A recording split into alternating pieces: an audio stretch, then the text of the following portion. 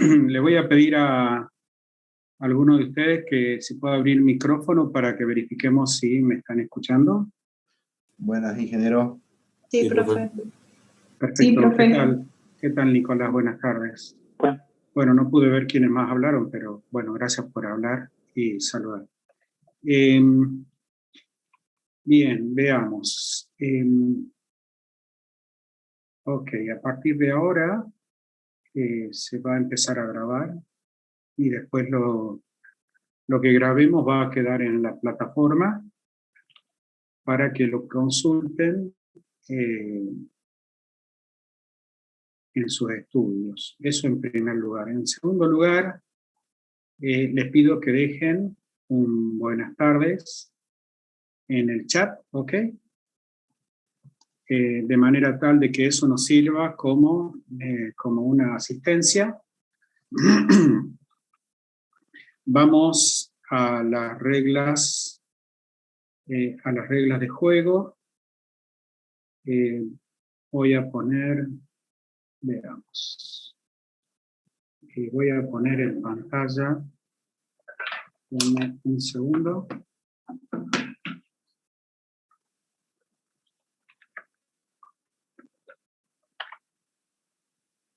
Veamos.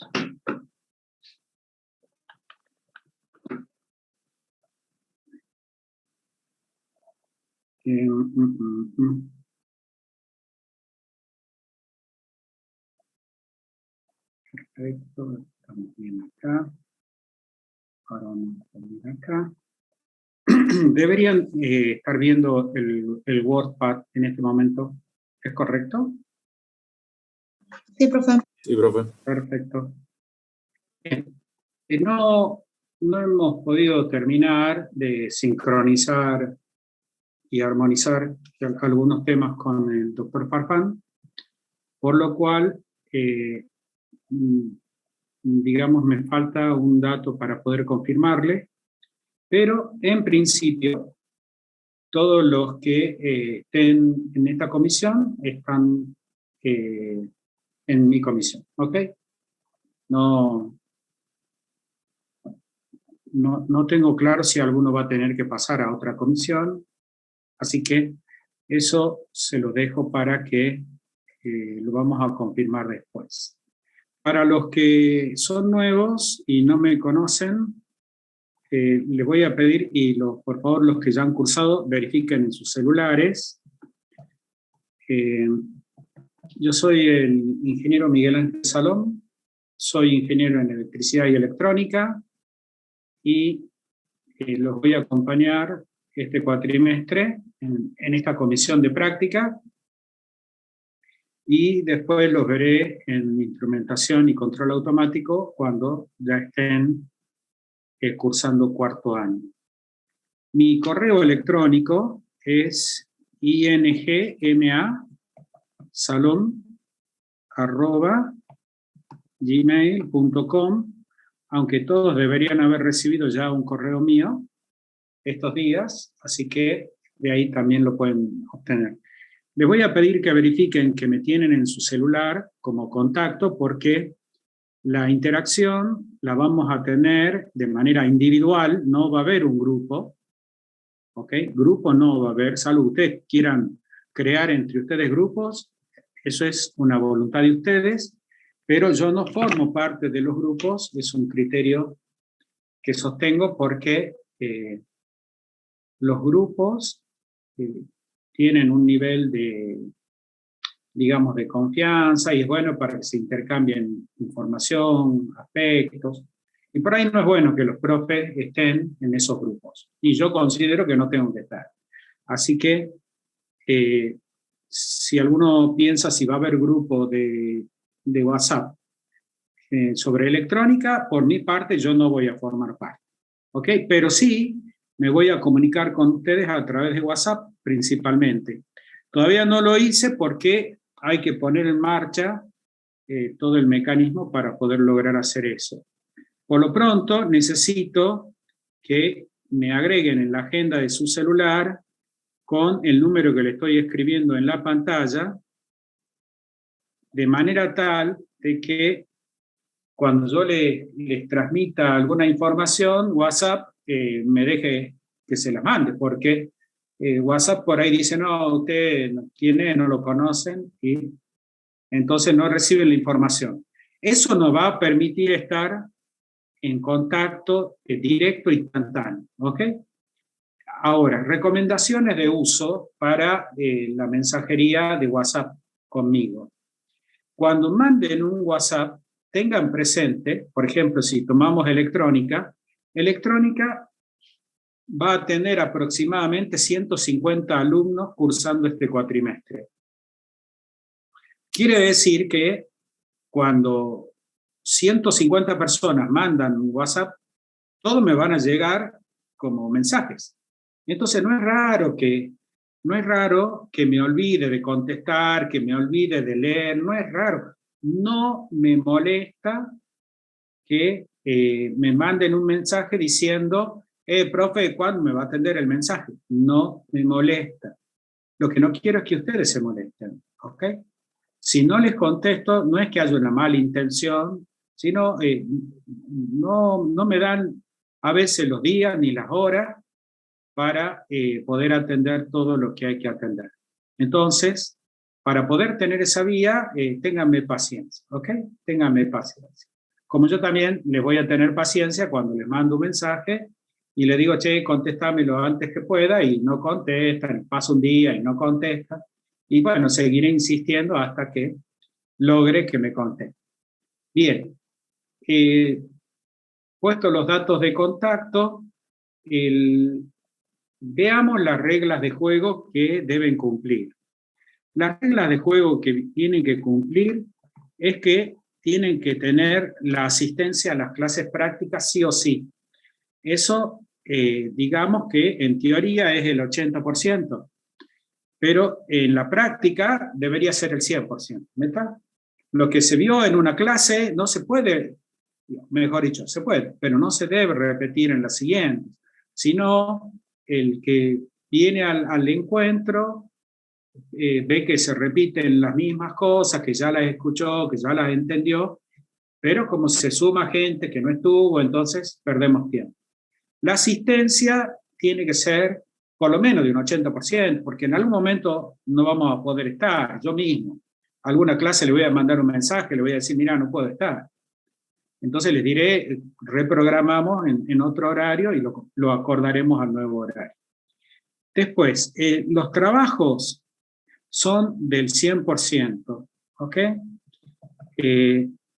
Tienen que hacer los trabajos prácticos completos, todos. El 100% de los trabajos prácticos lo tienen que hacer. Y esos trabajos prácticos son individuales. ¿Y eso qué significa? Que como van a ser individuales, van a ver algo así como 100 trabajos prácticos, porque más o menos, no sé, a ver, si alguien me puede decir cuántos tenemos hoy en el encuentro. 86. Imagínense 86 prácticos. Yo no voy a estar como la policía, uno por uno, preguntándole si está haciendo los trabajos prácticos, ¿ok? Entonces, ahí van a tener que hacer un autocontrol, ¿ok? O sea, no esperen que yo esté como policía detrás de cada uno. Tienen que ser capaces de controlarse a ustedes mismos. Para trabajar, vamos a trabajar en grupo.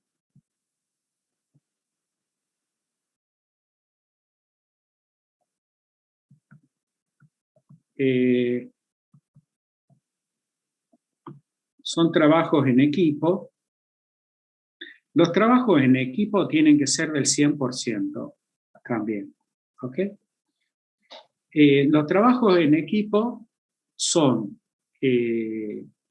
los tienen que hacer todos, tienen que participar, y a lo largo del cuatrimestre van a ir intercambiando roles dentro del grupo. O sea, algún rol les tocará para un práctico, otro para el otro.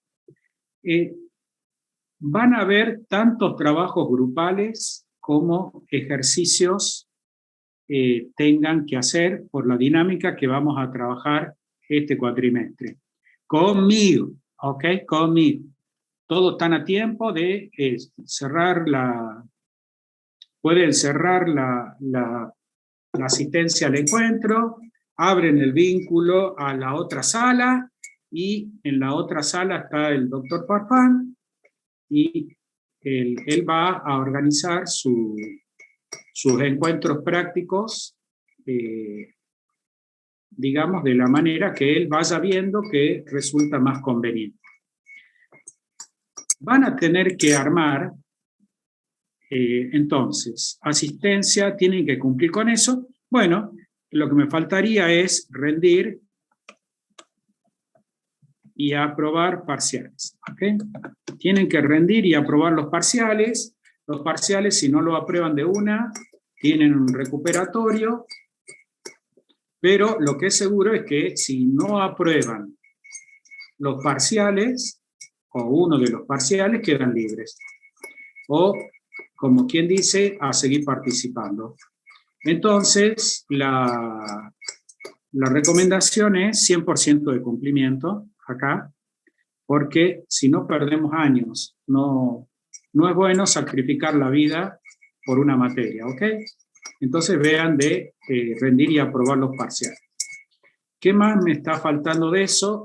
Si la nota del parcial es de, creo que se lo dijo el doctor Farfán, pero yo esa parte me la perdí. Si la nota es 7 o más, si la nota es 7 o más, promocionan sin la evaluación oral integradora. ¿Eso se los comentó el doctor Farfán o no? No, profe, o por lo menos yo no escuché. No escuché esa parte. Bueno, si el alumno se saca 7 o más, puede promocionar directamente la materia. Eso significa que terminó de rendir el segundo parcial y a otra cosa mariposa. ¿Ok? ¿Está claro eso? Sujeto a confirmación, yo se los confirmo en el transcurso de los próximos días, porque hoy necesité comunicarme con el doctor Farfán y no he podido, así que me quedó por definir eso. Esto sería sin evaluación oral integradora. Y el otro detalle es que los que hayan cursado la materia, o sea, tienen del cursado anterior primer y segundo parcial rendido, habrá que ver en cada caso, pero en principio debería ser, tienen que tener aprobado primer y segundo parcial del cursado anterior. En ese caso, estarían dispensados de la asistencia. ¿Ok? Solamente tendrían que rendir los parciales, pero mi recomendación es cúrsenla. ¿Ok? Cúrsenla. Vamos. Pero esto sujeto a confirmación, entonces esto es en cuanto a recursantes. Recursantes van a tener alguna diferencia, pero no se las puedo confirmar en este momento. Perfecto. Bien, ¿hasta ahí alguna pregunta?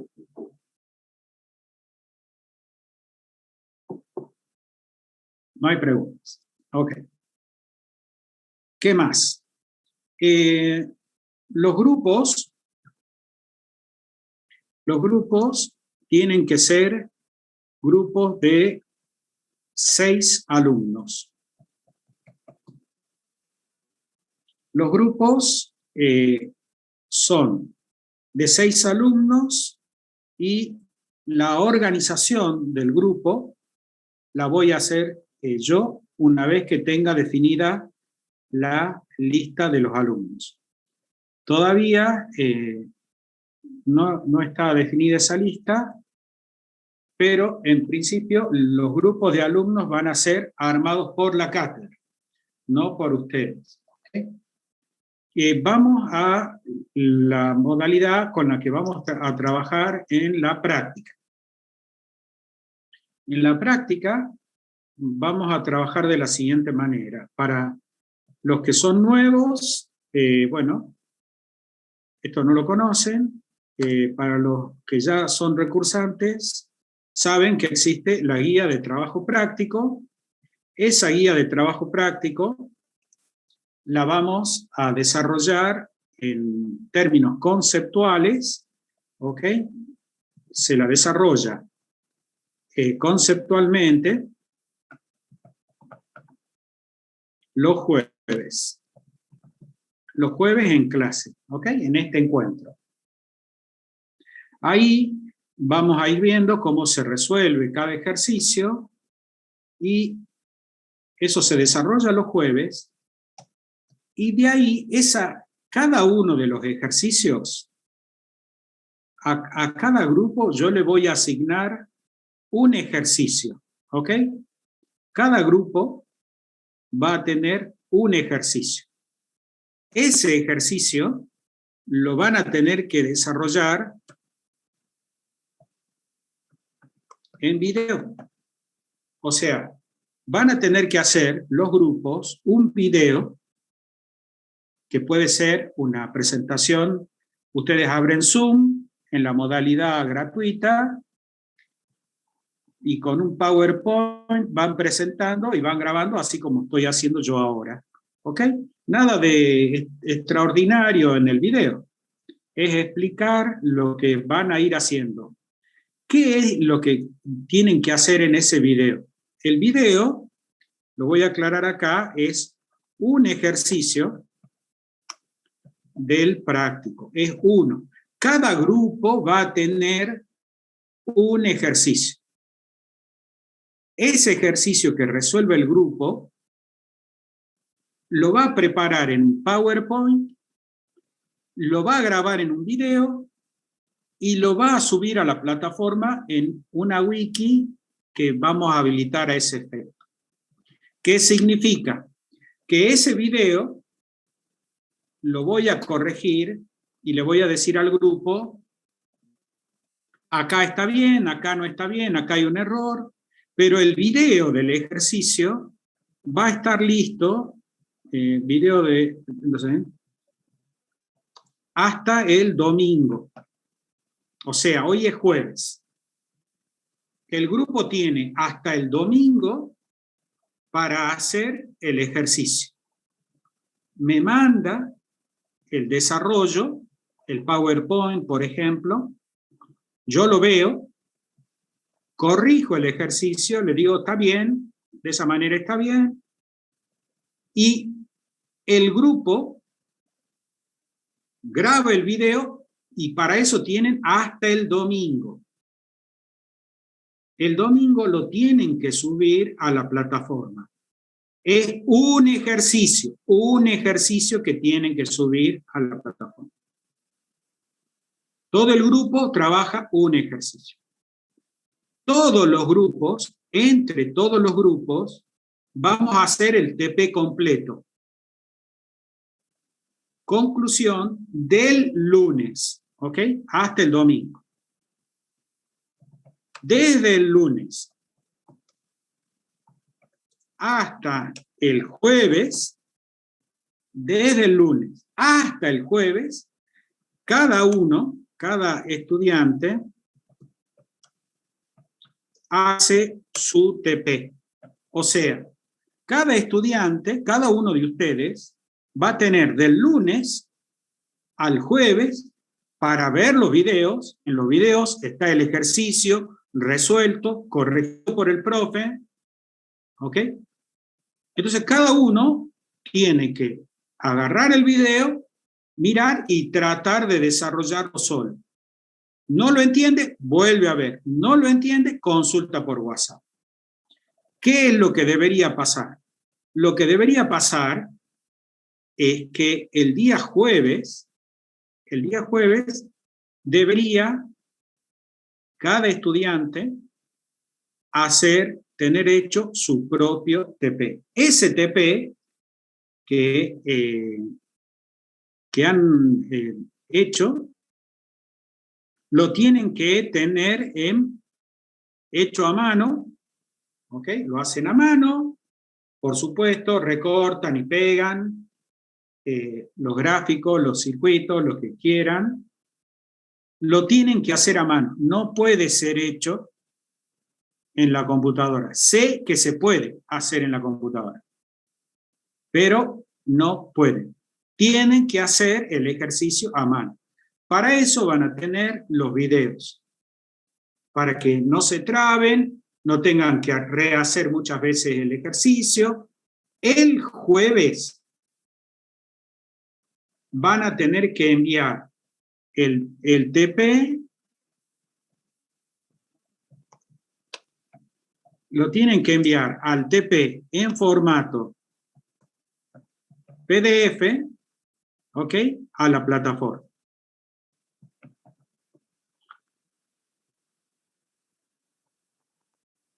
Lo suben a la plataforma y, por supuesto, les queda a ustedes el original en poder de ustedes. ¿Eso para qué es? Porque en la evaluación oral integradora, lo que se le pregunta, lo que conversamos, es lo que se estudió durante el año. Y eso implica trabajar sobre los prácticos. Bien. Hasta ahí. ¿Preguntas?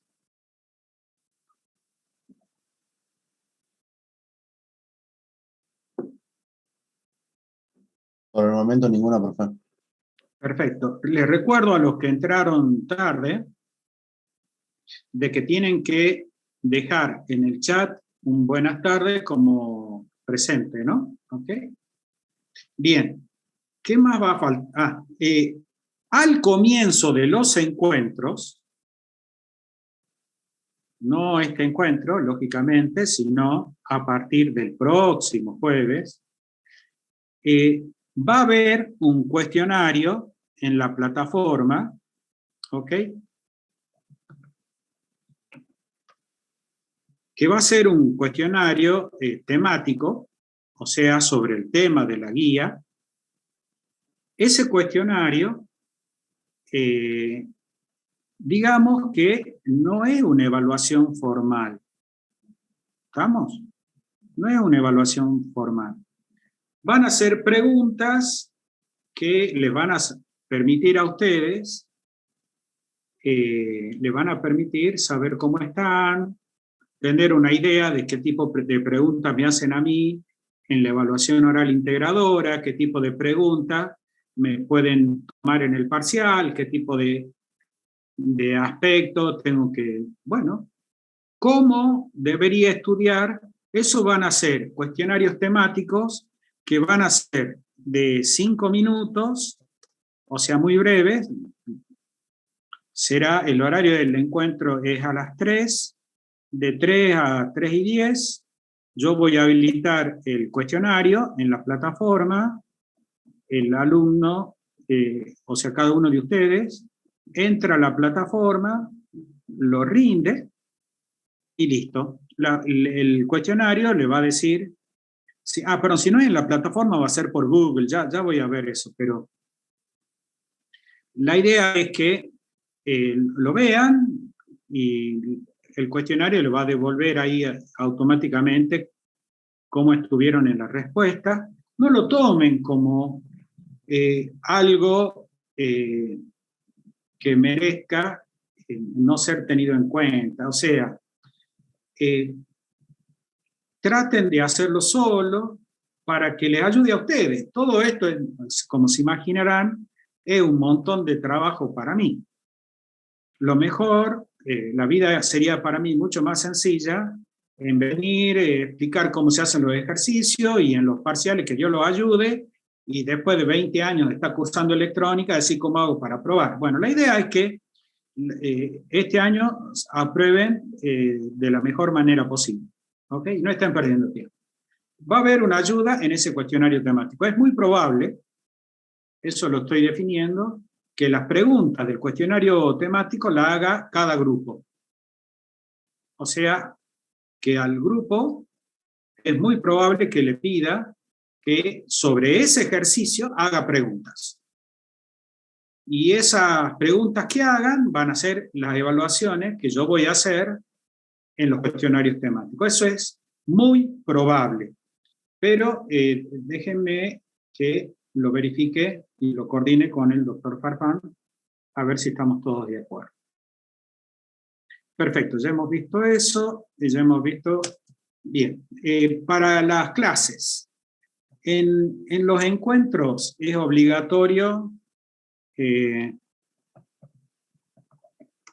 uso de Internet. ¿Qué significa obligatorio el uso de Internet? Significa que si yo estoy diciendo algo, ustedes busquen en Internet. El profe habló de tal cosa. ¿Y en Internet qué sale? Bien, busquen. Yo afirmé una cosa, usted dice, no, pero eso no es así. Busquen. Y abren micrófono y dicen, profe, tengo una duda. Acá en Internet dice tal cosa. Usted dijo otra cosa. ¿Qué hacemos? Y bueno, yo tendré que aclarar por qué Internet dice una cosa y yo digo otra, o en su defecto tendré que decir, uy, che, no sé, tengo que estudiar, y se los contestaré en el siguiente encuentro, ¿ok?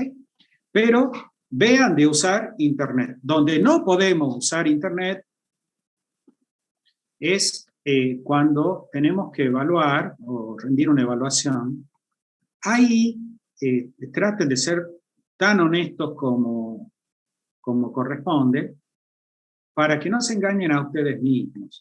Se puede conseguir un título sin necesidad de sufrir el cursado de una materia. Vayan, compren, hay gente que vende títulos, compren, pero bueno, eso no le va a servir. Después cuando tenemos que, de golpe, ustedes van a ser gerentes de empresa, van a tener a cargo personal, van a tener una planta en sus manos. Y cuando tengan que esa planta producir y se queme algo, o manden a una persona a hacer un trabajo, y hay riesgo de muerte. No conviene no estudiar, conviene estudiar, ¿ok?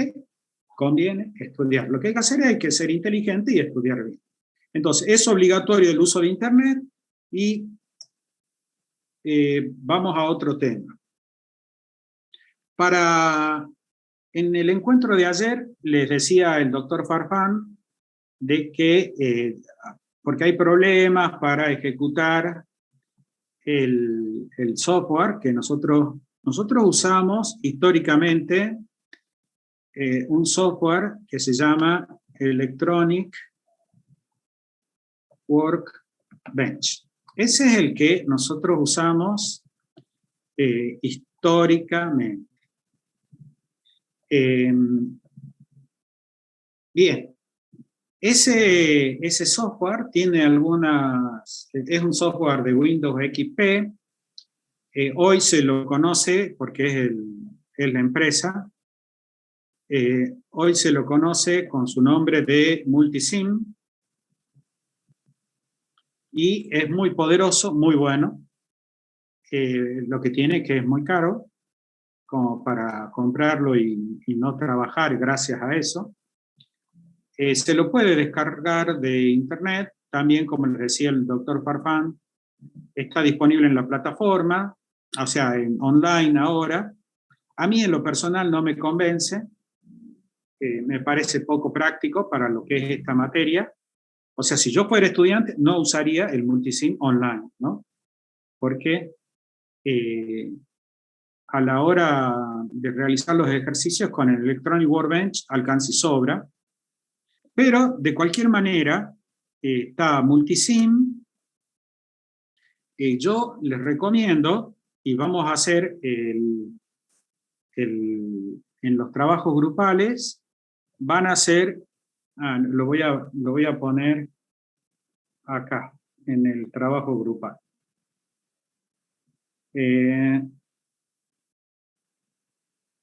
Bien. En el trabajo grupal, lo que tiene que hacer el grupo, o sea, se tienen que distribuir, por eso no se asusten, es entre todos vamos a hacer una parte del trabajo para que todos tengamos lo más completo todo el material de estudio. Entonces, en el grupo lo que tiene que hacer primero es un desarrollo analítico. O sea, en el desarrollo analítico, lo que hacemos es plantear las ecuaciones que necesitamos para resolver el ejercicio. Después, lo que vendría a ser, lo que tenemos que hacer es el desarrollo de los cálculos. Tanto el desarrollo analítico como los cálculos, para eso la sugerencia va a ser usar MATCAD. Pero, como lo pueden hacer a mano, usando el método que quieran, también se puede hacer como se ha hecho tradicionalmente en esta materia, hecho todo a mano. ¿Ok? La sugerencia mía va a ser de que desarrollen la parte analítica y los cálculos en MATCAD. La parte después de que hagan el desarrollo analítico, tienen que hacer la simulación, o sea, armar el circuito, y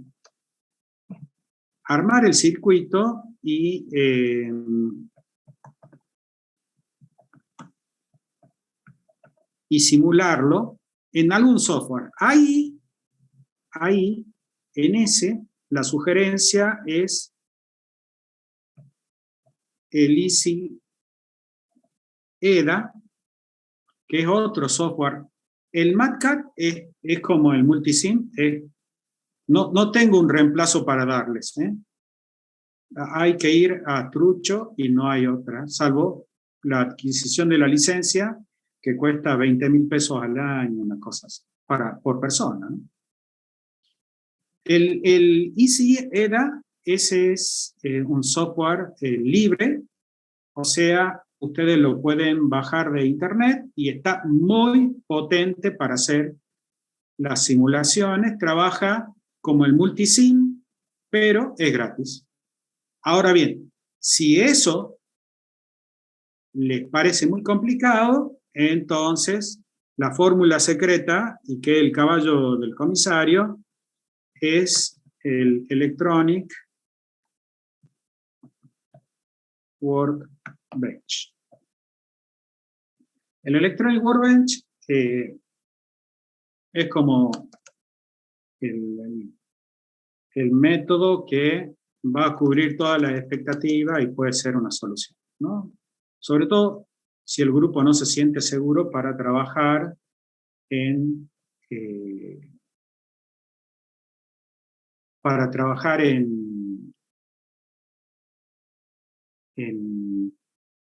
lo que sería un ambiente real de electrónica. Easy EDA es real electrónica, ¿ok? Tiene un nivel espectacular. Y lo otro que van a hacer es, a nivel de los grupos, va a ser el desarrollo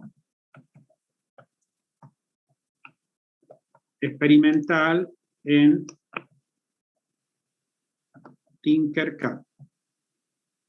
El desarrollo experimental en Tinkercad es muy parecido al Easy EDA, también es una plataforma gratuita.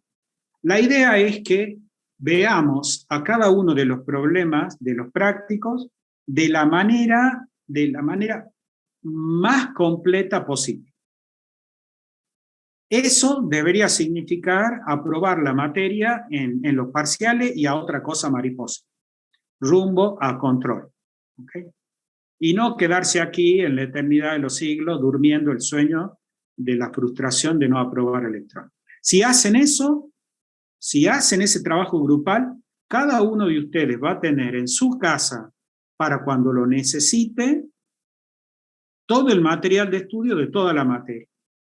Y va a contar con la experiencia de haber desarrollado por lo menos 8 veces ejercicios de esos. Porque a cada grupo le va a tocar un ejercicio de cada práctico. Uno. Los prácticos suelen tener 5 o 6 ejercicios, una cosa así. Pero siempre, cada semana, el grupo va a tener un trabajo grupal donde van a hacer todo esto. El MATCAD lo tienen que aprender a usar, le va a solucionar la vida como ingenieros. Así como el Excel nos soluciona la vida, el Word nos soluciona la vida, el PowerPoint nos soluciona la vida, a los ingenieros MATCAD nos soluciona la vida. La única macana es que es caro. Los otros dos, el EasyEDA y el Tinkercad, son es software gratuito, con lo cual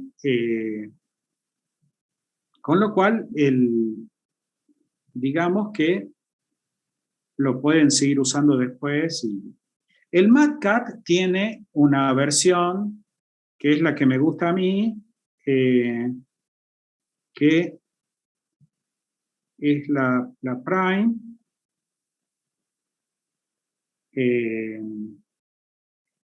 que a mí en lo personal me gusta más que la versión MATCAD en sí. Pero sea el MATCAD o el Prime, tiene un trial que dura 30 días. Entonces, por ahí, para hacer las primeras armas, se pueden descargar el MATCAD en la versión de prueba durante 30 días, lo aprenden a usar, y después, si les gusta, si les parece bien, bueno, por ahí se lo instala de una manera trucha, digamos.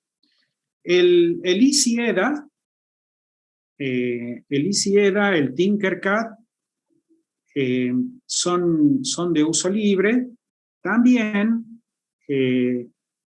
para el diseño de la parte experimental, no para la parte de simulación, tienen el Virtual Breadboard,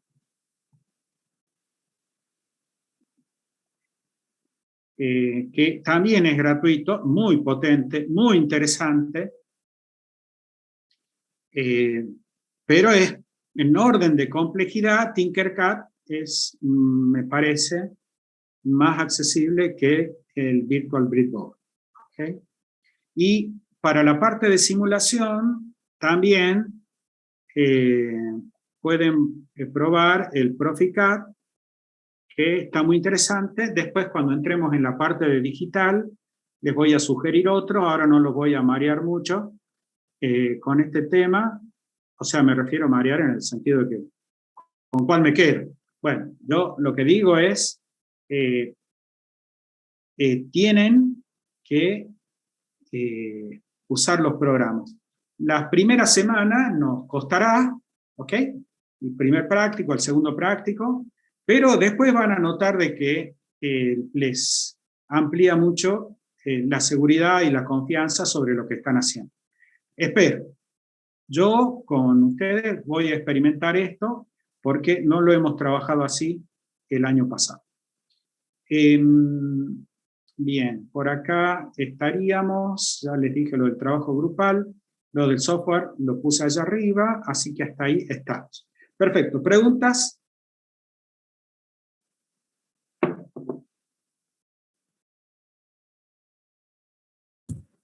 Profe, una consulta. ¿La modalidad de este trabajo grupal también sería para este primer trabajo práctico y este domingo habría que subir el video? En principio, sí. Lo que pasa, digo en principio sí, la respuesta es sí. El primer práctico también va a tener, yo quiero que cada ejercicio de cada guía, cada uno de ustedes lo tenga resuelto en un video. ¿Ok? La experiencia mía es que cuando van a consulta, por ahí han perdido una semana por un ejercicio. Yo no quiero que nadie pierda el tiempo por una duda que se puede solucionar con 3 palabras que dice alguien en un video. Entonces, lo que no sé es si vamos a llegar a armar todo el engranaje, la caja de engranaje como para que funcione. Sea para esta semana o para la otra, pero lo que sí, para la segunda semana ya tenemos que estar funcionando aceitados, ¿ok? Para esta semana no, porque la administración de temas está bastante compleja, entonces no es, pero sí, el primer práctico va a tener, pero les tengo que decir quiénes son sus compañeros de grupo, los tengo que poner en contacto, tengo que ver que se entiendan entre ustedes, solucionar el problema que pueda tener alguno. De hoy al domingo no me da el tiempo. Pero sí vamos a empezar a armar los grupos a partir del fin del encuentro de hoy, ¿ok? A partir del fin del encuentro de hoy.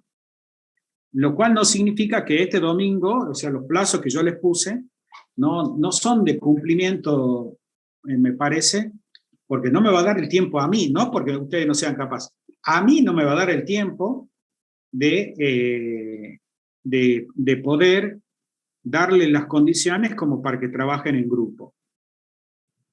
Así que el primer práctico también va a estar en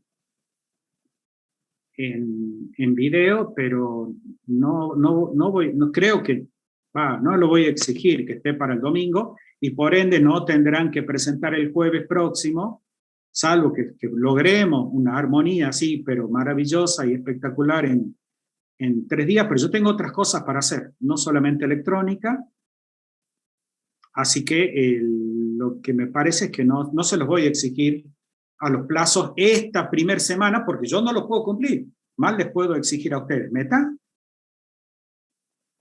Sí, profe, entendido. Gracias. Bien, perfecto.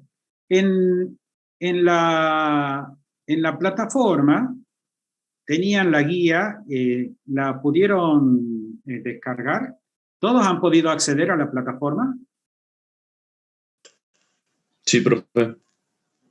Bien, yo les voy a, ahora denme un segundo, que yo acceda, y vamos a empezar a trabajar la primer guía. Denme un segundo que yo acceda a la guía. Recuerden, para los trabajos prácticos, yo se los voy a explicar conceptualmente. Primero, este video, como si no me equivoco debería, porque en este momento no lo estoy viendo, pero este video debería estar siendo grabado en este momento, o sea que ustedes, la metodología que vamos a usar, que yo voy a trabajar en los encuentros, es vamos a hacer en una primera parte un barrido conceptual del práctico. Yo le voy a ir diciendo, en este ejercicio hacemos esto, esto y esto, en este esto y esto y esto, y de ahí vamos a empezar por los ejercicios más complejos, de tal manera de que si no alcanzamos a ver algo de los ejercicios, sean los más fáciles y no los más difíciles. Entonces, bueno, ya tengo acá el práctico. Me interrumpen, yo voy a avanzar, pero me interrumpen tantas veces como sea necesario para entender lo que estoy diciendo, ¿ok? Yo estoy seguro que no me van a preguntar porque algunos tienen ese prejuicio diciendo no puede ser tan chupamedia, no, alcahuete del profe. Bueno, yo también fui estudiante, entiendo que por una cuestión de broma, digamos, de también tener un momento como de crear amistad, que no nos queremos diferenciar de los otros, que no me tomen con tontos. Pero mi sugerencia es, tonto es el que se queda en la universidad 3 años más. Ese es tonto. ¿Okay? Entonces no sean tontos. Pregunten. El que pregunta va a ser un ignorante mientras pregunta, pero después ya no. Así que bueno, yo voy a decir una serie de cosas y vamos a hacer así. Yo les voy a ir explicando. ¿Ahí están viendo la guía ya? Sí, profe. Perfecto. Yo voy a decir una serie de cosas. Ustedes anoten las preguntas y cuando yo termine con el ejercicio, les voy a decir qué preguntas tienen sobre este ejercicio. Pero ojo que voy a tratar de ser suciamente duro al explicar. ¿Ok? O sea, duro en el sentido que no se la voy a estar haciendo fácil, sino voy a decírselo en los mismos términos que espero que ustedes lo respondan en una evaluación oral integradora. ¿Ok? Bien, en el primer ejercicio de la guía, lo que nos están pidiendo es encontrar un circuito equivalente Thevenin. Encontrar un circuito equivalente Thevenin para el circuito que está a la izquierda. O sea, veamos, acá, acá, este circuito que está acá, todo lo que está adentro de ese rectángulo azul tiene que ser reemplazado por esta batería que está aquí y esta resistencia que está aquí. Ese es el concepto de circuito equivalente Thevenin.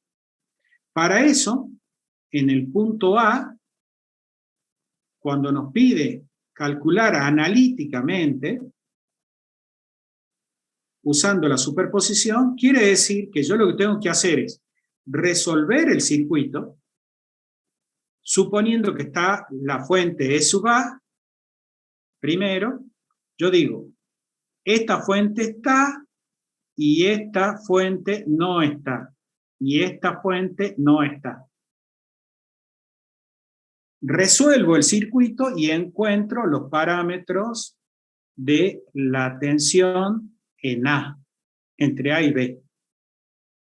Para eso tienen que usar o el método de las corrientes de malla o el método de las tensiones en los nodos, el que les guste. O simplemente hacer uso de las leyes de Kirchhoff y de la ley de Ohm. Una vez que han hecho ese cálculo, eligen la otra fuente, por ejemplo, la E sub B, y suprimen las otras fuentes. Calculan la tensión entre A y B usando el método de las corrientes de malla o el método de las tensiones en los nodos. Una vez que tienen el valor de A y B, entonces, ahora, dejan la fuente I sub A y suprimen la fuente E sub A y la fuente E sub B. Usan el método de las corrientes de malla o de las tensiones en los nodos y encuentran la tensión entre A y B. No lo dije, pero esto es A y esto es B.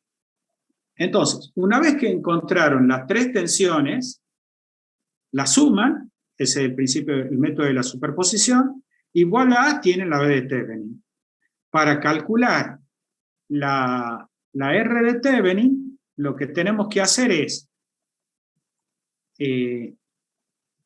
suprimir las fuentes y calcular la resistencia equivalente mirando desde afuera entre los bornes A y B.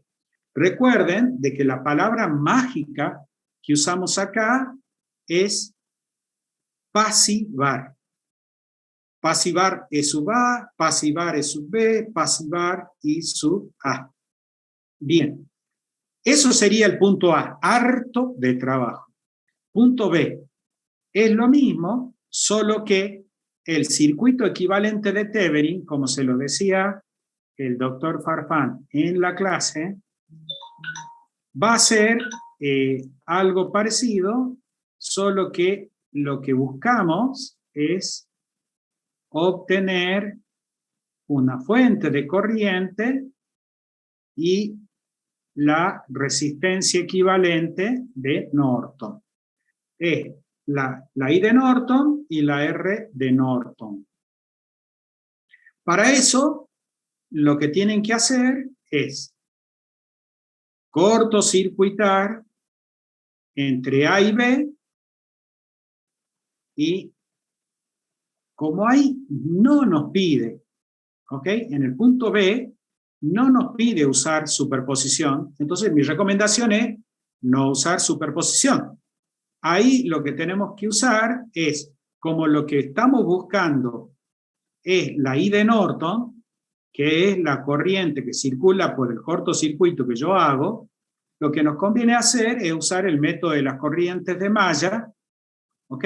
Usamos el método de las corrientes de malla sin pasivar la fuente. Entonces, de una sola vez calculamos todo y ya tenemos la I de Norton. Para sacar la R de Norton, bueno, pasivamos las tres fuentes y calculamos la resistencia equivalente. Bien, eso es el ejercicio 1.1. ¿Preguntas?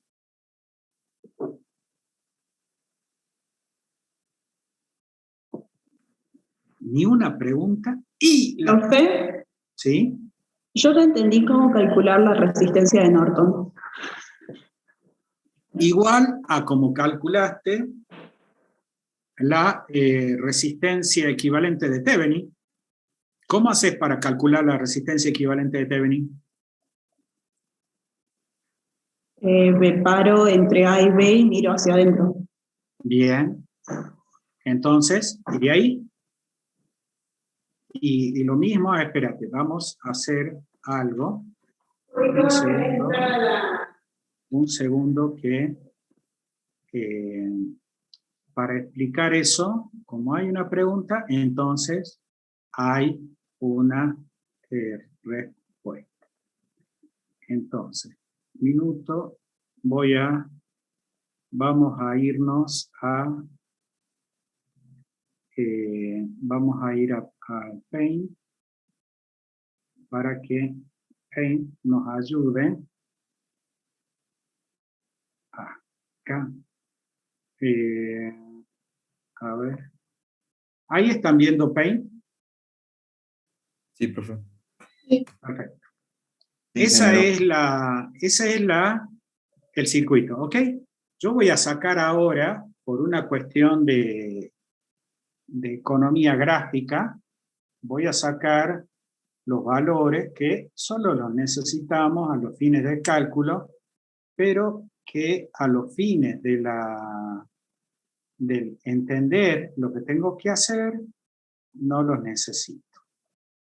Ese es lo que yo llamo el desarrollo conceptual. Perfecto.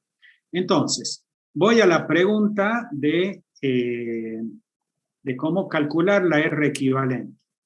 Bueno, la R equivalente se calcula en los dos casos, dice que para calcular la R equivalente lo que yo tengo que hacer es pasivar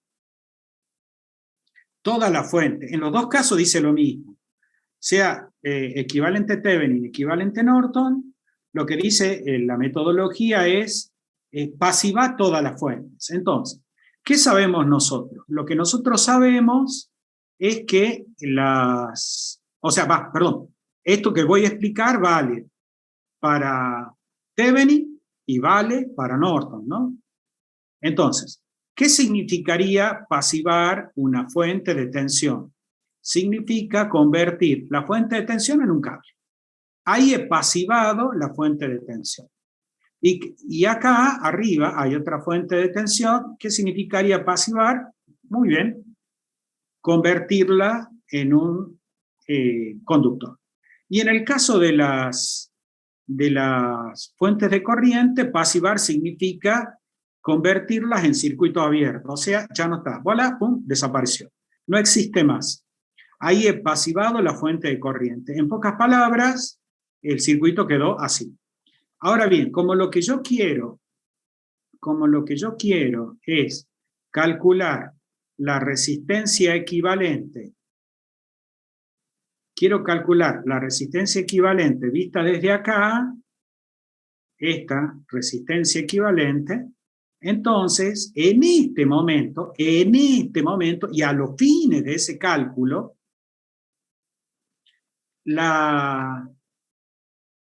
el punto de referencia, o sea, el punto de 0 voltios, no me sirve para nada.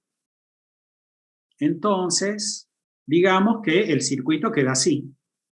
De ahí, yo digo, bueno, perfecto, R1, que está ahí, yo la puedo girar, y digo, bueno, R1 es lo mismo donde estaba que acá. Entonces, como es lo mismo, ahí el circuito sigue siendo igual, y por una cuestión de espacio y de economía visual, yo digo, eso sigue siendo lo mismo. Y entonces, si alguien dice, bueno, ¿y cuánto vale la R equivalente? Que sería la resistencia que yo veo entre A y B. Bueno, mirando el circuito, ¿yo qué veo? Que R4 está, este símbolo que yo dibujo significa en paralelo. ¿Está en paralelo con qué? Con una serie que R3, que está en serie, ¿con quién? Con un paralelo entre R1 que está en paralelo con R2. Entonces, R3 está en serie con ese paralelo, y eso que está escrito ahí es la resistencia equivalente que nos están pidiendo. No sé quién preguntó, perdón mi falta de educación. ¿Quién preguntó? Yo, profe, Bustamante. ¿Tu nombre? Discúlpame, no te entendí. Felicita, Bustamante. Felicita, perfecto, gracias, Felicita. ¿Ahí te quedó claro cómo se hace? Sí, profe, ahora sí, gracias. Por supuesto que esa manera de escribir el paralelo, vean de escribirlo en lo posible, usando la notación, ¿no? Que se acuerdan de que cuando algo está en paralelo, ¿estamos? Nosotros decimos que el paralelo es 1 sobre, y aquí ponemos 1 sobre las resistencias que están en paralelo, quiere decir que acá estará R4, y acá estará R3, que va a estar en serie con el paralelo, ¿ok? Usen esa metodología. Yo la hago así por una cuestión de simplicidad, de tipeado en la computadora. Conceptualmente, digamos que es correcto, pero no es académicamente elegante, ¿ok?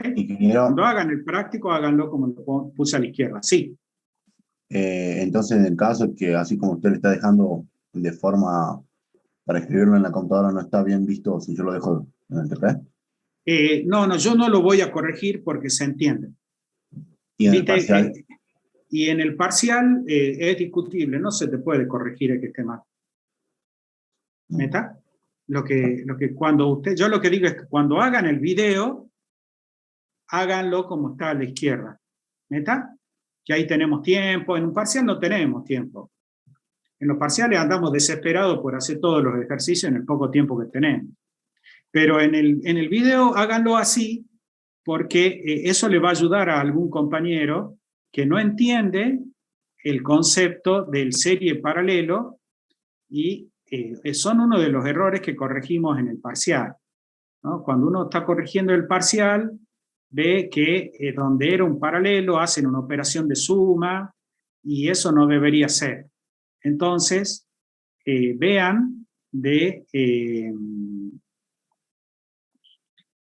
hacerlo de la manera más prolija posible, de tal manera de que el compañero que ve el video diga, ah, esto era así. Después, si lo hacen abreviado, en buena hora, pero el tema es que no nos equivoquemos. ¿Meta?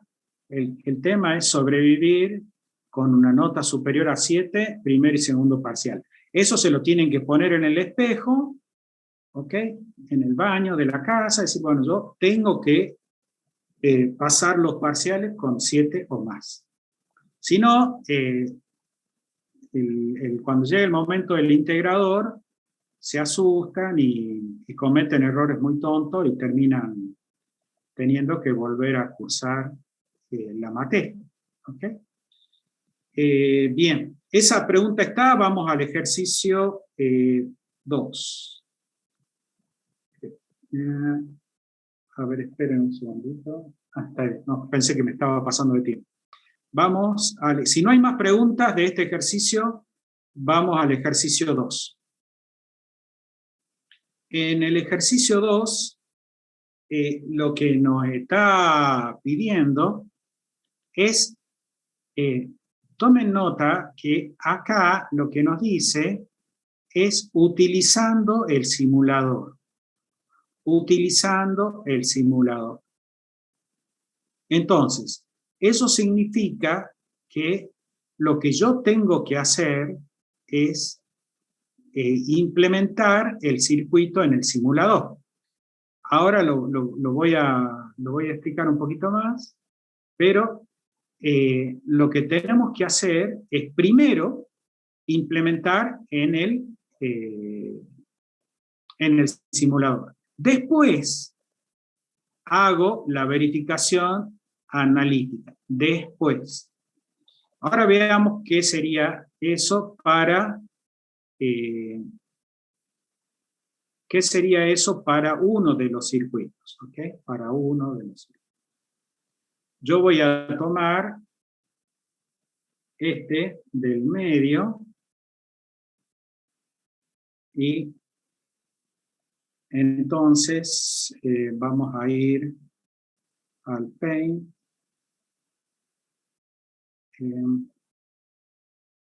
Entonces, veamos. Este es el circuito. Y lo que me dicen es que quieren que simule y que mida los valores de corriente continua y corriente alterna. ¿Qué significaría eso?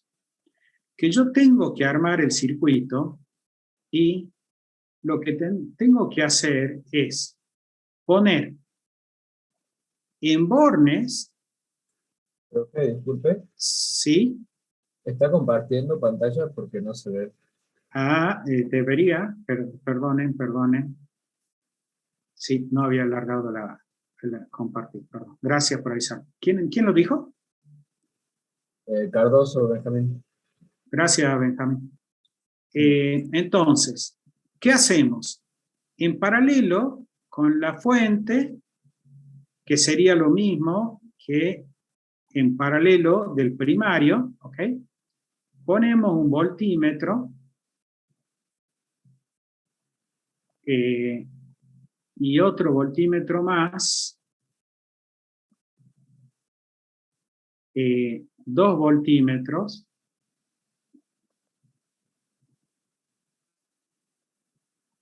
de manera tal de que con un voltímetro estamos midiendo corriente continua y con el otro corriente alterna.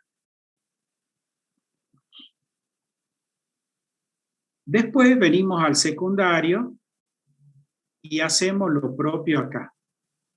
Ponemos un voltímetro para medir continua, un voltímetro para medir alterna. Eso lo hacemos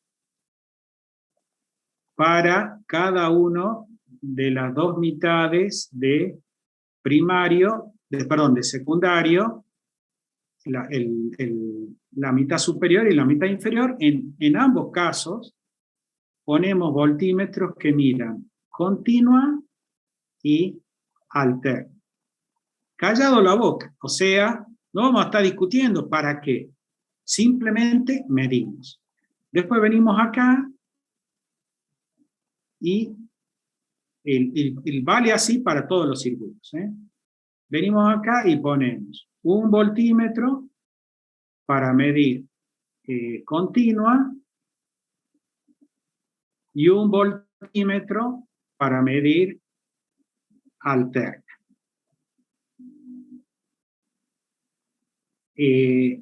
Simulamos y anotamos los valores que da cada uno de los instrumentos.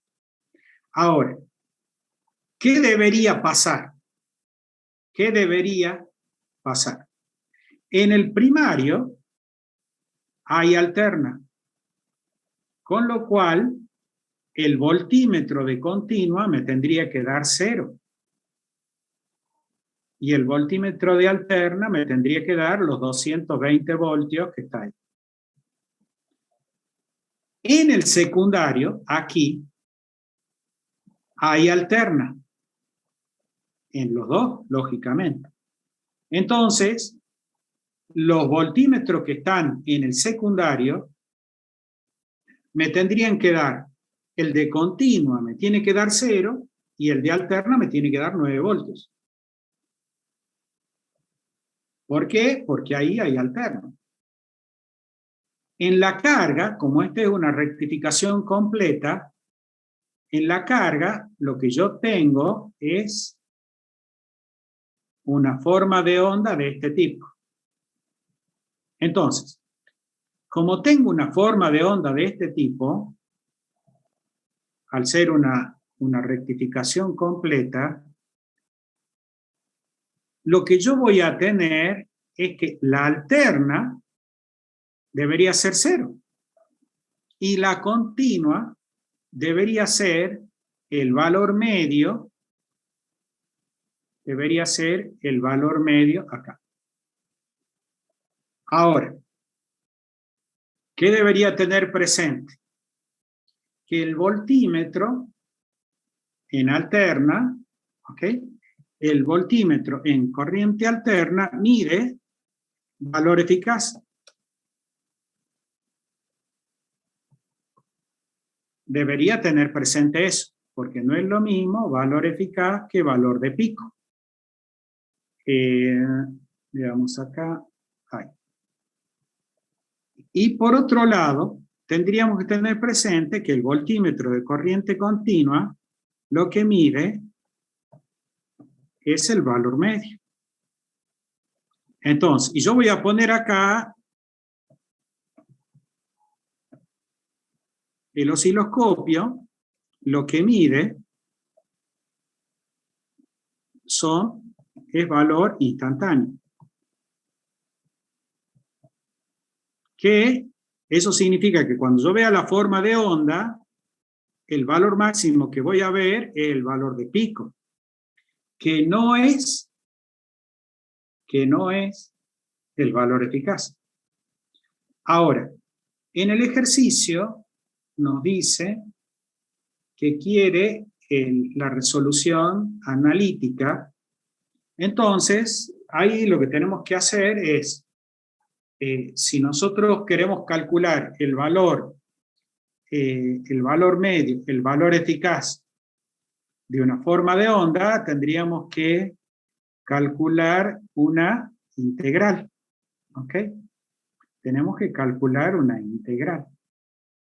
Para eso, lo que van a hacer es ver el desarrollo analítico. Para recordar análisis 2, van a ir a Administer. El libro se llama Circuitos.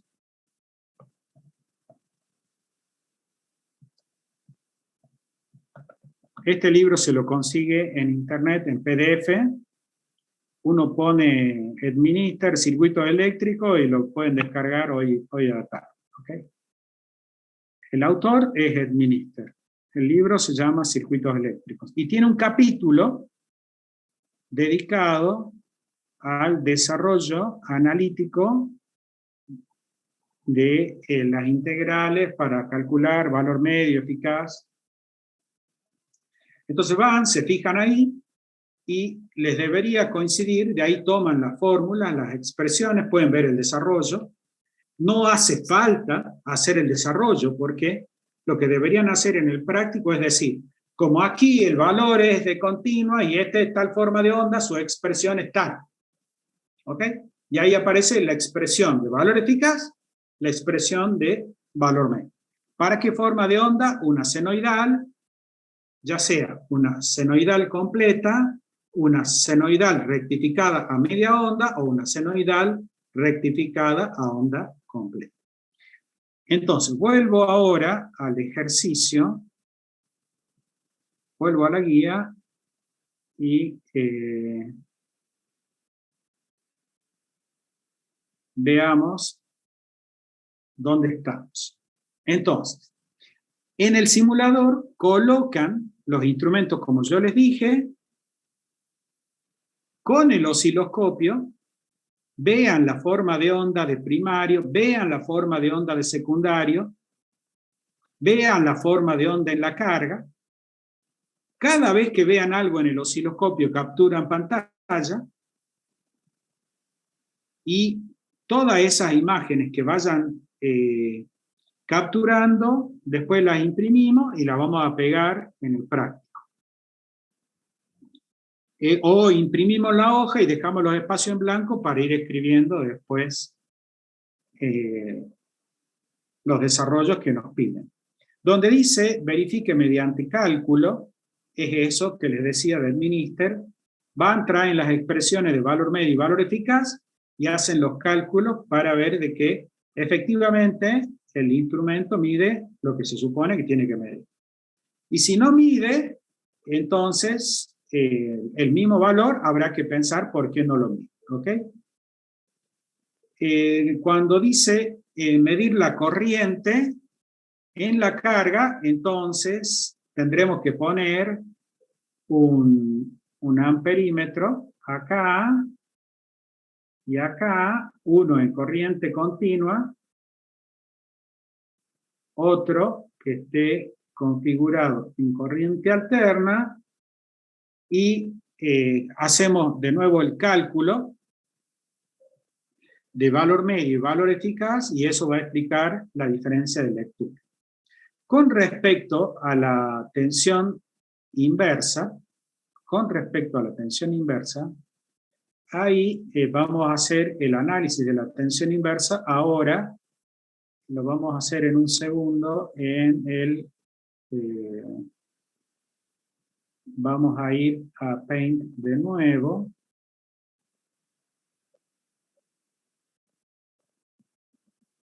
Para aclarar el tema de la tensión inversa, que suele ser motivo de mucha confusión y amerita que lo veamos en detalle.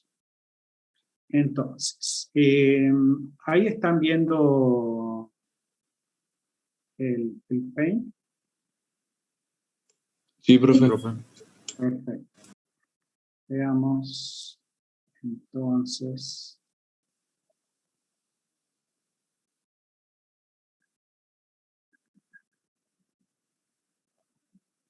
A ver, esperen un segundo que vea por qué no me pega. Veamos. Vamos a venir de nuevo acá. Ahí. A ver ahora.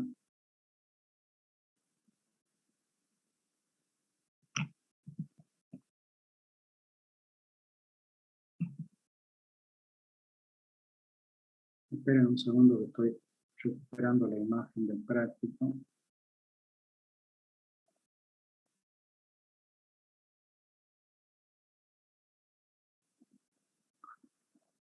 Bien, entonces, veamos ahora cómo hacemos para ver cuál es la tensión inversa en cada caso. En primer lugar, para analizar la problemática de la tensión inversa, por lo menos para aprenderla conceptualmente, mi recomendación es la siguiente. Esto que ustedes tienen acá, el transformador, en definitiva, el transformador es una fuente de corriente alterna, ¿está bien? O sea, lo que yo tengo acá es una fuente de corriente alterna. Eso es lo que yo tengo acá. Como lo que yo tengo es una fuente de corriente alterna, entonces yo podría olvidarme del transformador. ¿Ok? Yo podría olvidarme del transformador y decir de que el circuito es algo como esto que yo estoy dejando acá, donde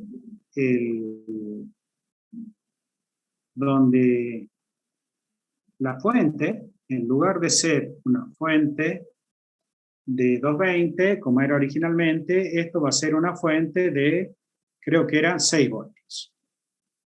6.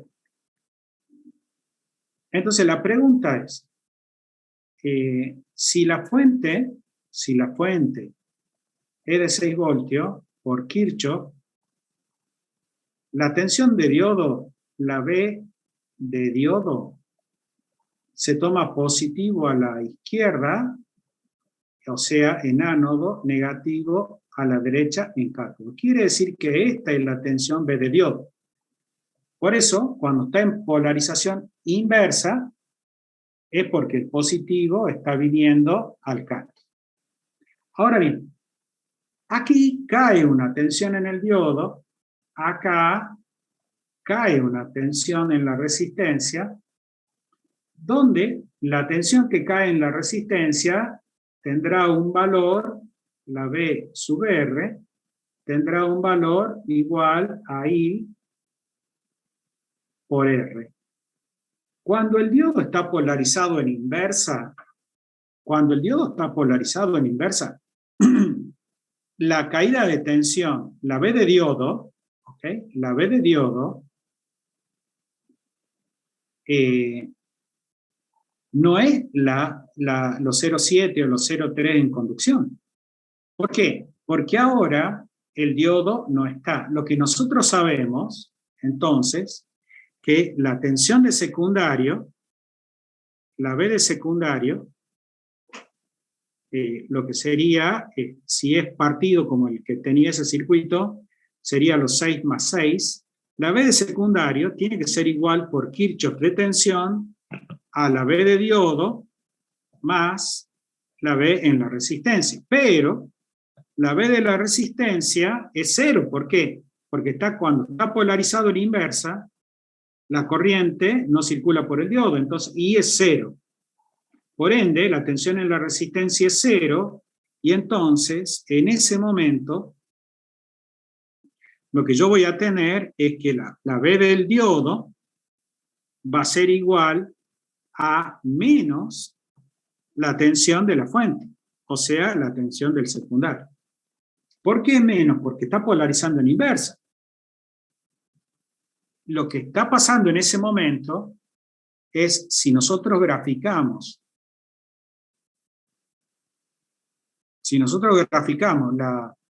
la tensión V de diodo en el tiempo, nosotros lo que vamos a ver es si la tensión senoidal de la fuente es esta, si esa es la tensión senoidal de la fuente, cuando el diodo esté polarizado en directo, o sea, en el semiciclo positivo, la tensión en bornes va a ser de los 0,7 voltios, pero cuando esté polarizado en inversa, toda esta tensión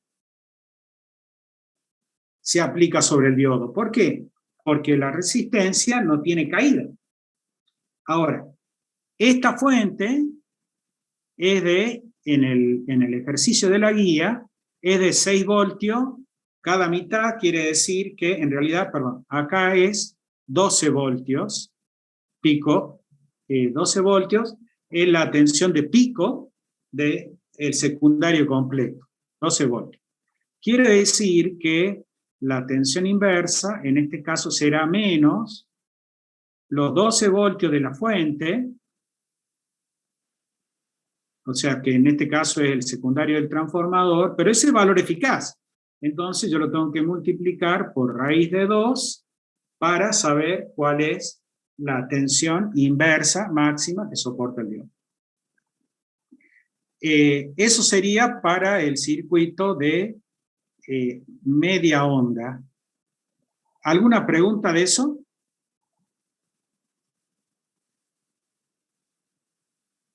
Supongamos que estamos bien, ¿no es cierto?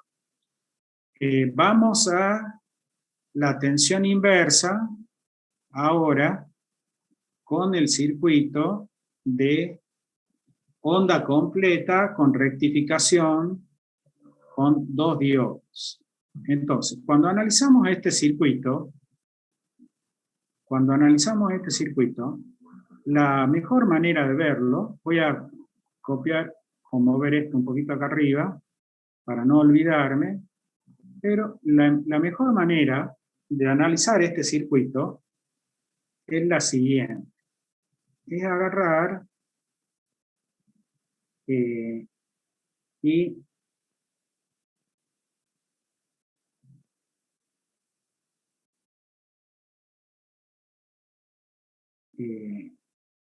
considerar que hay en el secundario, vamos a considerar de que en el secundario están 2 fuentes de corriente alterna. Entonces, si yo considero eso, yo debería tener una situación más o menos como esta. Yo tengo acá una fuente de alterna que tiene 9 voltios. Acá tengo una fuente de alterna, que es la otra mitad del secundario, que tiene 9 voltios. Y cuando en un momento dado,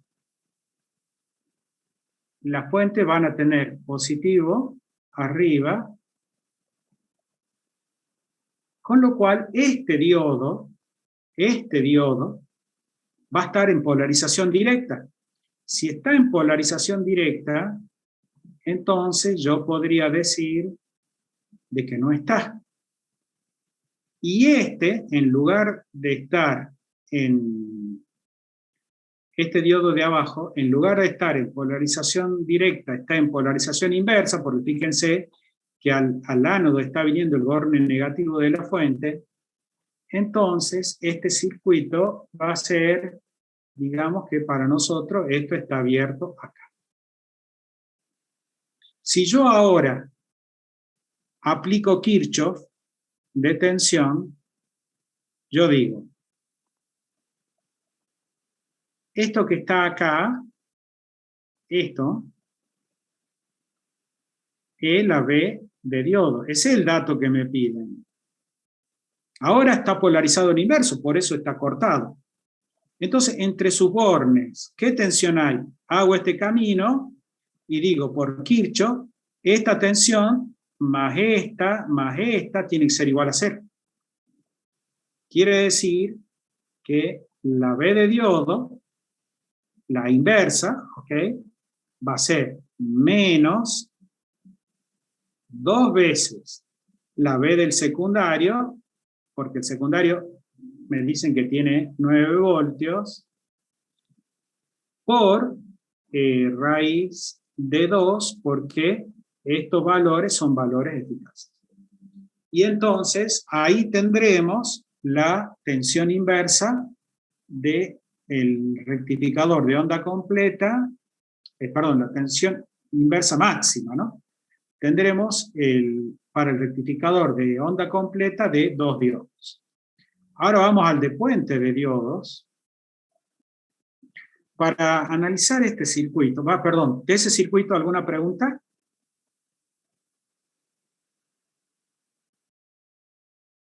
Bueno, parecería que no. Para analizar ahora. Sí, dale. Yo del anterior, entonces siempre analizamos como que si al negativo del diodo, o sea, si al diodo le va al negativo, es como que está abierto y de ahí hacemos el Kirchhoff, digamos, largando desde el diodo para sacar la inversa, digamos. Sí, correcto. Correcto. Gracias, Nosotros lo que hacemos es considerarlo abierto y siempre traten de buscar la malla que les permita aplicar Kirchhoff de tensión. ¿Neta? Siempre. ¿Qué es lo que ustedes van a ver que yo hago? Siempre aplico Kirchhoff de tensión. Nos soluciona muchos temas. Bueno, vamos ahora al rectificador de onda completa de 4 diodos. Ese, para analizarlo, este esquema que nos da el Electronic Workbench no es el más amigable para entenderlo. Para entenderlo, en mi entender, háganlo por el siguiente lado.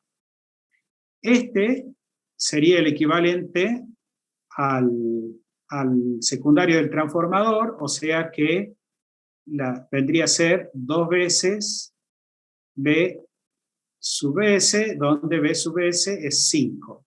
¿Ok? Porque estoy tomando como la tensión de secundario como la media tensión. Ahora bien, para analizar este circuito, mi recomendación es a esto lo tiran a la basura. Se quedan solamente con la resistencia y hacemos lo siguiente. Borramos todo y hagan el análisis así como yo se los voy a hacer para que aprendan de paso cañazo cómo se hace el análisis de la rectificación de onda completa.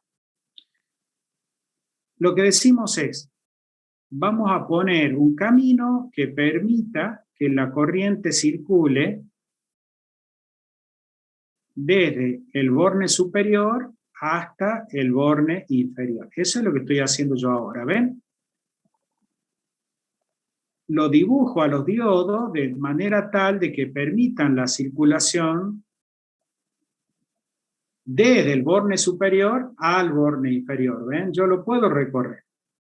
Después, ahora van a tratar de que vaya desde el borne inferior al borne superior.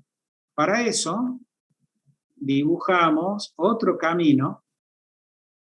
Como nosotros queremos obtener una continua, siempre tiene que entrar en la carga por el mismo lugar. Entonces yo hago un camino por acá. Hacia el diodo no puede subir, porque el diodo no lo va a dejar pasar. Entonces la corriente viene por la resistencia, y como tiene que llegar acá arriba, dibujamos acá el otro diodo que ya me dé el camino para llegar al borne superior. Entonces, yo tengo un camino así,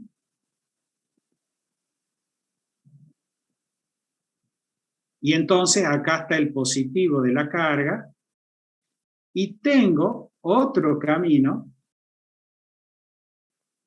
que es así, con lo cual vuelvo a tener aquí el positivo. Entonces, esa es la rectificación de onda completa. Bien, ahora lo que yo necesito es ver qué pasa con la tensión inversa. Entonces, ¿qué es lo que voy a hacer? Para poder analizar las caídas de tensión o la tensión inversa, entonces yo lo que tengo que decir es, bueno, perfecto. Ahora voy a suponer de que estoy en el semiciclo positivo, con lo cual el más está acá arriba. Quiere decir que este diodo que está acá está abierto porque tiene positivo en cátodo. Este diodo que está acá tiene positivo en cátodo. Entonces esos dos diodos no están.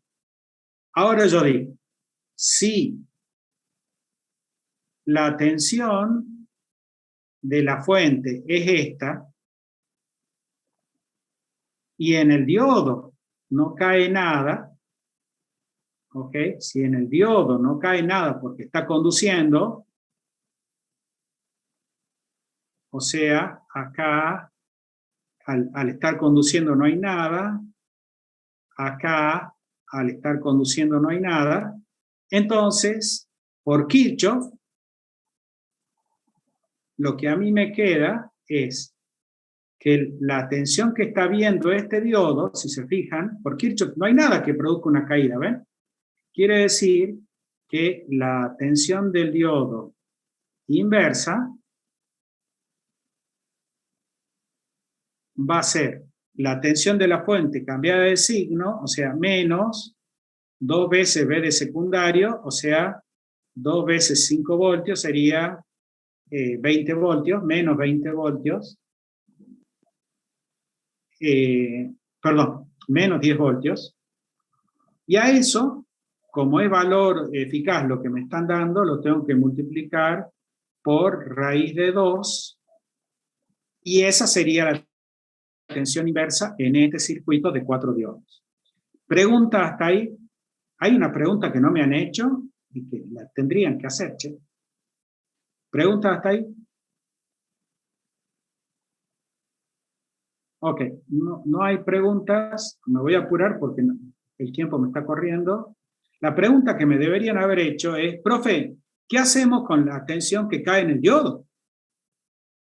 Cuando hay otros diodos que están en juego. Aquí, cuando yo calculo la tensión inversa, acá, no hay otro diodo, entonces la tensión inversa en el diodo, efectivamente, la tensión inversa es como la calculamos acá. Ahora bien, pero acá, aquí, cuando yo hago la rectificación de onda completa, aquí sí hay un diodo. Entonces, si el enunciado me dice, el enunciado del ejercicio me dice cuál es la tensión del diodo, entonces yo debería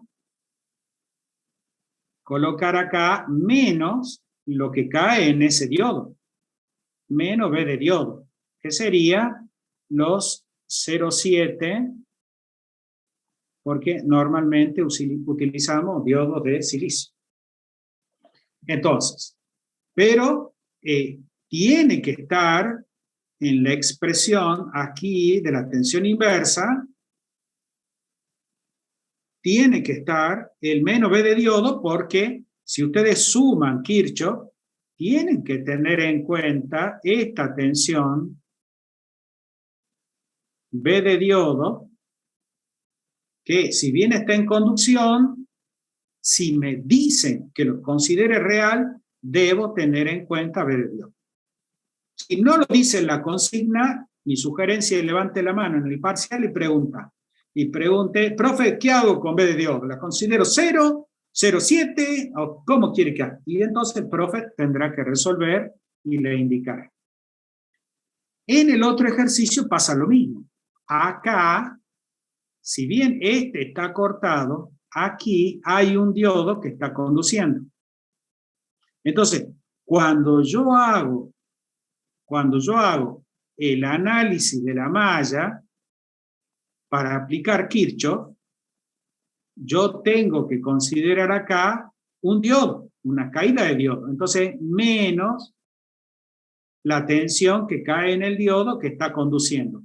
Y esa sí es la expresión de la tensión inversa para el circuito de onda completa con 4 diodos. O diodos en puente, como también se lo dice. Bien, claro lo de las tensiones de los diodos, tensión inversa. Sí, profe. Bueno, Ahí deberíamos estar con la guía a la vista. Ese ejercicio no tiene más.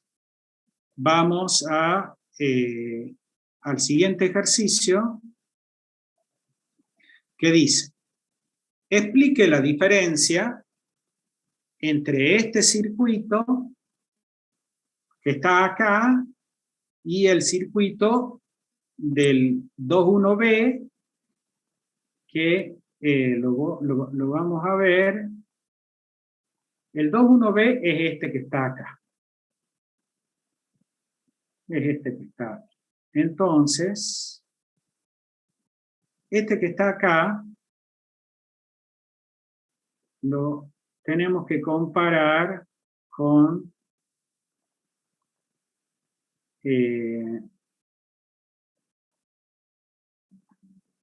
este que está acá. Entonces, ¿qué es lo que observamos? Los diodos están en inversa. O sea, si ven, los diodos tienen cátodo a la izquierda, en el original tienen cátodo a la derecha. ¿Eso qué significa? Que yo, en lugar de estar haciendo una rectificación para obtener valores positivos, estoy rectificando para obtener valores negativos. ¿Eso cómo más lo confirmo? Eso también lo confirmo porque acá observo que el capacitor tiene, este es un capacitor electrolítico y tiene el borne positivo hacia la Tierra. O sea que la Tierra es más positiva que el borne superior, o sea que el borne superior es negativo. Entonces, ¿cuál es la diferencia? La diferencia es esa.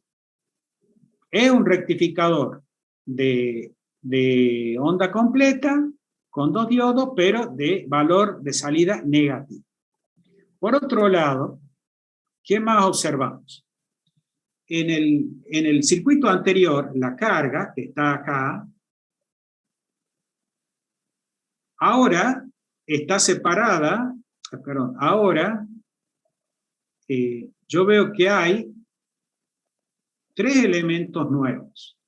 Este, que es el capacitor filtro, que es para corregir el rizado, y después el par de la resistencia y la resistencia de polarización del diodo Zener, ese par que actúa como etapa estabilizadora de la tensión.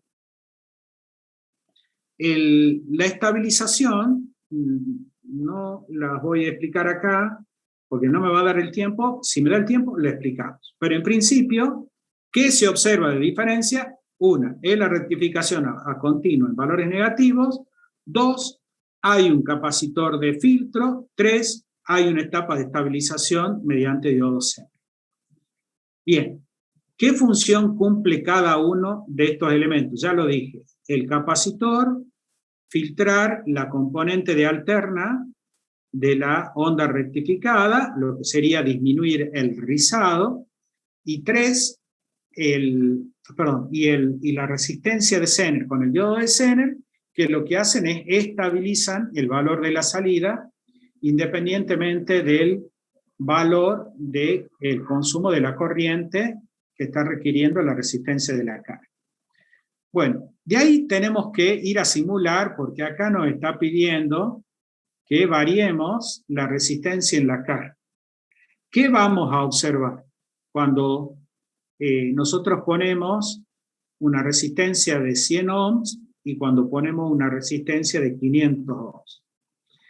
Entonces, lo que va a pasar, o lo que debería pasar, es lo siguiente.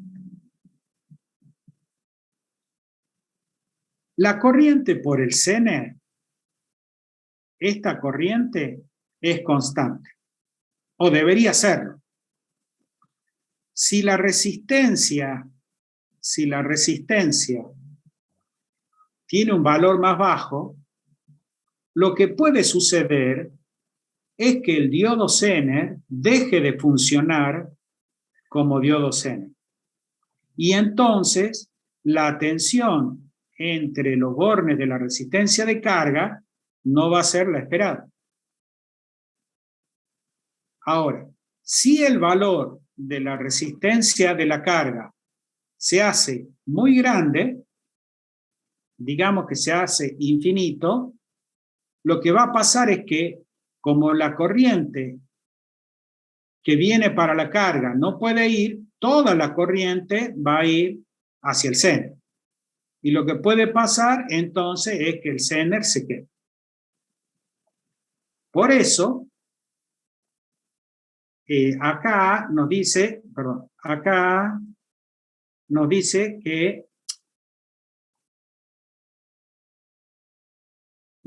que verifiquemos qué pasa con la potencia en el Zener.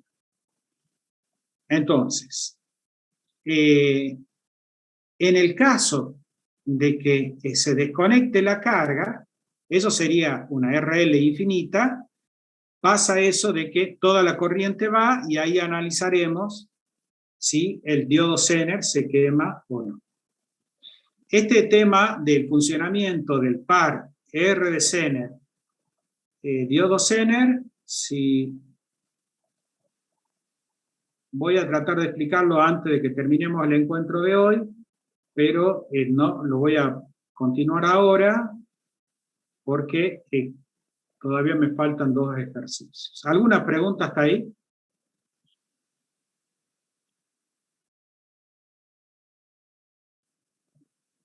Bien. Para las próximas guías vamos a tratar de que la guía la tengan antes, cosas que vayan resolviendo y en el práctico puedan preguntar. Veamos, acá nos dice, veamos el circuito, es un rectificador de onda completa por puente. A la salida vemos 2 pares, el superior y el inferior. Quiere decir que lo que estamos viendo acá es, acá se obtiene una tensión positiva y acá se obtiene el mismo valor, pero en tensión negativa. Esto se llama fuente-partida. Entonces, acá tenemos 2 estabilizadores con Zener a partir de una rectificación de onda completa. ¿Qué es lo que nos piden? Que la tensión en la carga se mantenga constante. Bueno, eso se logra con esta etapa de estabilización con Zener. Y ahora lo que nos dice es, encuentre R2 y encuentre R2 y R3 para que el sistema funcione. Entonces, veamos qué deberíamos hacer aquí. Bien. Lo que nos da como criterio de diseño es que la fuente, el transformador entrega 12 voltios. Y lo que quieren es que en la carga haya 10 voltios. Entonces, ¿qué deberíamos hacer? Lo que tendríamos que hacer es, como la resistencia en la carga tienen un valor de 500 ohms, ¿ok? Como tienen un valor de 500 ohms, si la tensión son 10 voltios, yo conozco cuál es la corriente que va a circular por cada resistencia de carga. O sea, yo sé que por acá van a venir una corriente que es 10 voltios sobre 500 ohms. Entonces, como yo sé la corriente, esa corriente tiene que venir del transformador pasando por un diodo. Con lo cual el diodo tiene que tener la capacidad de dejar pasar esa corriente. De esa manera elijo los diodos. Ahora, los diodos se eligen por corriente y por tensión inversa. La tensión inversa, como la fuente es de 12 voltios, la tensión inversa hemos dicho que va a ser 2 veces, ¿ok? 2 veces 12 por raíz de 2. Con esa tensión y con esa corriente elegimos los diodos, ya tenemos los diodos. Ahora, a esa corriente que va a la carga, acá me dicen que use el Zener 1N4740. Ese tiene una I de Zener mínima, una IZ mínima. Entonces, lo que yo tendré que hacer es, como cuando la corriente en la carga sea máxima, que sería los 10 sobre 500, por acá lo que va a estar circulando va a ser la IZ mínima. Entonces, yo lo que sé es que si la carga desaparece, toda la corriente va a venir para acá. Entonces, lo que tengo que verificar es que Zener soporta IZ mínimo más la corriente que circula por la carga. Y lo que me estaría faltando es calcular a R2 y R3. ¿Qué es lo que sé yo? Vamos al cálculo de la resistencia del Zener. Veamos para calcular la resistencia del Zener. En el Zener yo tengo la resistencia y tengo el Zener. Yo sé que acá están los 12 voltios, o sea, cuando rectifica, yo debería tener los 12 voltios, ese era partido, si no recuerdo mal, o sea que serían 12 voltios por 2. Esa es la tensión eficaz. La tensión eficaz multiplicada por la raíz de 2 me da el valor de pico. Como hay un capacitor de filtro, ese valor está en este extremo de la resistencia de Zener. En este extremo, yo tengo los 10 voltios que me piden para la carga. Quiere decir que acá los 12 por 2 por raíz de 2 menos los 10 me da esta caída de tensión ahí. Ahora, ¿y qué corriente está circulando? Lo que está circulando es la de mantenimiento del diodo, Zener, más la que va a la carga. O sea, más la que va a la carga. Entonces, quiere decir que la resistencia del Zener será el delta de B, la tensión que cae en la resistencia, sobre la I sub L, la I en la carga, más la IZ mínima, o de mantenimiento. Entonces, con eso ya tengo la resistencia Zener, ya elegí el diodo Zener y verifiqué potencia en el Zener y verifiqué potencia en la potencia en R2 y R3 la calculo. Sería I cuadrado R, donde la I es la I de la carga más la I de mantenimiento, ¿no es cierto? Eso va a dar la potencia y veo que de determinar cuál es la potencia de la resistencia y con eso terminaría ese ejercicio. Y después, en el último, dice, perdón, ¿de ese ejercicio alguna pregunta? Solo una pequeña consulta, profe. ¿El IZ mínimo lo encontramos en una tabla o algo o se calcula de alguna manera?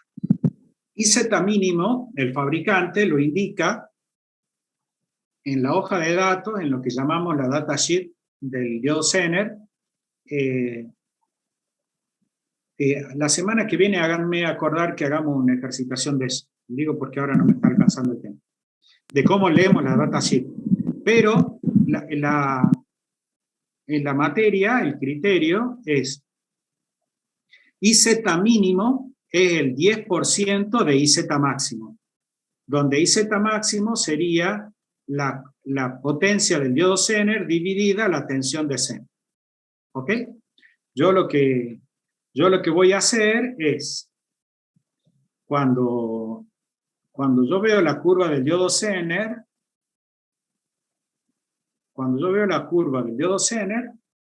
el fabricante me dice, mira, disipa una potencia máxima que es esta, y eso me da a mí un valor acá, que es el que llamamos IZ máximo. Entonces, ese dato yo lo tengo porque siempre me van a dar potencia de Zener, el fabricante siempre me la da, y me da tensión de Zener. Entonces, yo siempre puedo saber, como potencia es V por I, yo siempre puedo calcular IZ máximo. Entonces, el 10%, eso en esta materia se asume como IZ mínimo. ¿Está? IZ mínimo lo calculamos como el 10% de IZ máximo. Pero el fabricante en el datasheet también lo dice. ¿Ok? Okay, gracias. Bien, y vamos al último ejercicio. Si vemos en el circuito, este es un rectificador de media onda, con diodo que está cargando una batería de 2. Entonces, dice acá que la relación de transformación es de 10, o sea que los 220 voltios se transforman en 22 voltios en el secundario. Entonces, dice, determine el tiempo en el que el diodo empieza a conducir. Entonces ahora veamos, ¿qué pasa?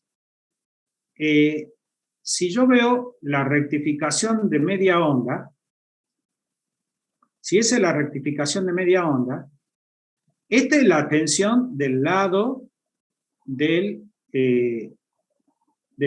ánodo, ¿ok? Es lo que me está dando del lado del ánodo, yo veo la tensión del secundario, o sea, yo la voy a poner así, la vamos a... Esta es la tensión del secundario. Ahí, perfecto. Ahora, esa es la que ve el ánodo.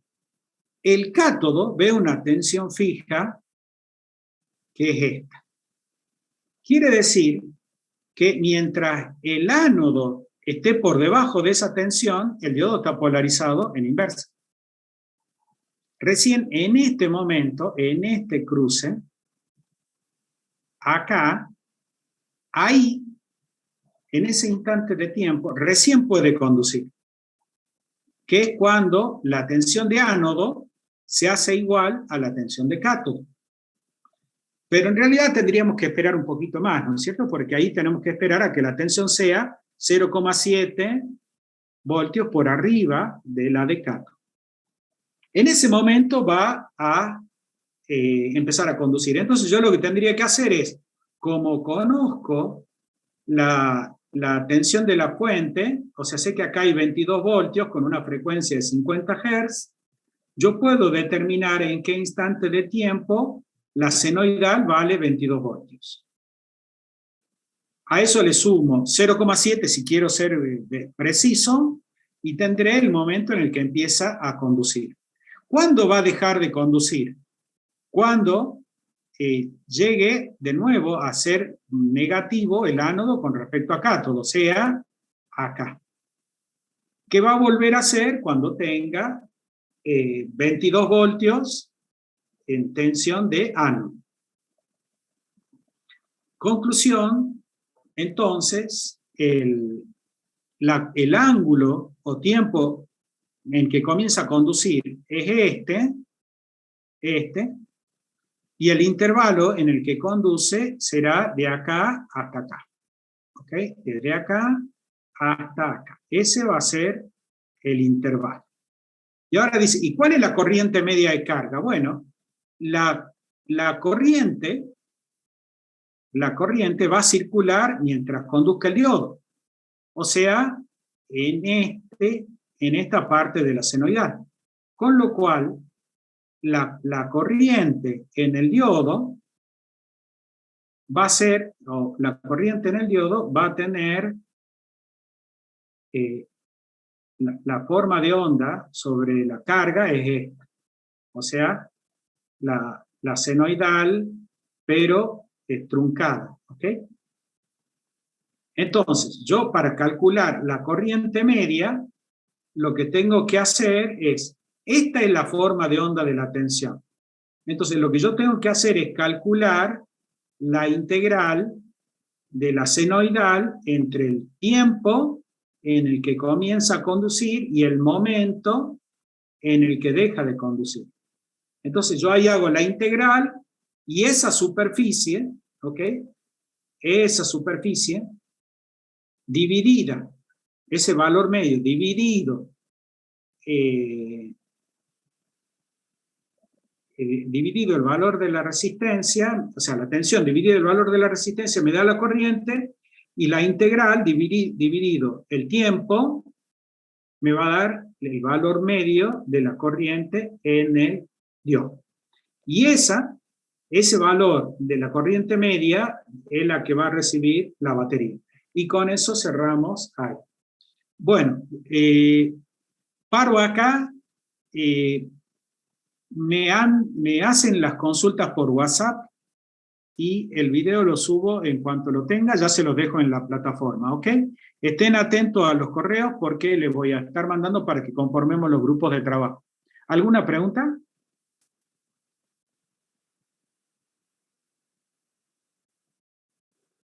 Creo que Bueno. bueno, un momento. Bien, les pido que dejen un hasta luego en el chat, así yo tomo la asistencia de cierre. Nos vemos para que podamos entregar la sala que la tienen que usar en otra materia.